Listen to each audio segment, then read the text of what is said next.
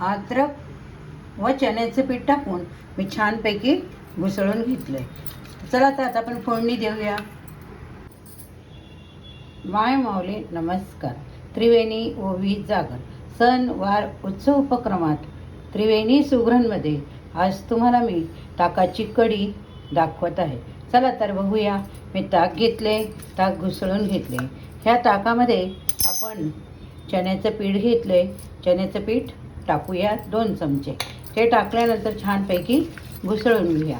त्यानंतर त्याच्यासाठी फोडणीसाठी मी मोहरी, जिरं, मिरची, हिंग, मेथी दाणे, लवंग 2-3, मिरी 2, कढीपत्ता, थोडेसे ओली मेथी, कोथिंबीर आणि अद्रकचा तुकडा घेतला आहे.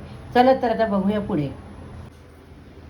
कढईमध्ये 2 चमचे तूप टाकले. तूप गरम होऊ द्या.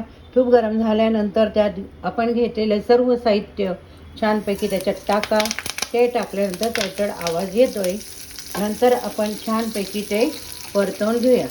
परतल्यानंतर आपण त्यात जे ताक तयार केले ना,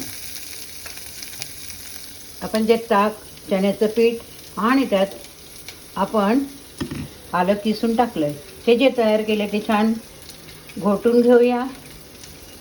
तोपर्यंत आपला मसाला तयार होते. मेथी पण छान भुजली जाते. नंतर त्या मेथीचा खूप छान स्वाद येतोय. आता हे आपलं छानपैकी परतवून झालं.